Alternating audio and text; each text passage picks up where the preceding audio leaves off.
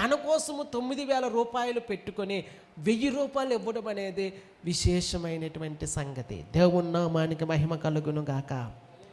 ప్రియులారా, మనం అనుకోవచ్చు 1,000 కోట్ల రూపాయలు ఎక్కడా, 1,000 రూపాయలు ఎక్కడా. కానీ ఆ 1,000 రూపాయలు దేవుని దృష్టిలో విలువైనవి. ఎందుకో తెలుసా? తన ఆదాయములో ఎక్కువ భాగము ఇచ్చినవాడు ఈయన, తన ఆదాయములో తక్కువ భాగాన్ని ఇచ్చినవాడు ఆయన. దయచేసి గమనించండి, బైబిల్ గ్రంథంలో ఒక ప్రిన్సిపల్ ఉందండి, ఒక నియమం ఉంది.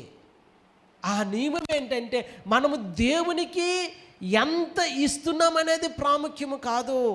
దయచేసి ఈ సంగతిని మీరు బాగుగా అర్థం చేసుకోవాలని మనవి చేస్తూ ఉన్నాను. మన కొరకు ఎంత దాచుకుంటూ ఉన్నాం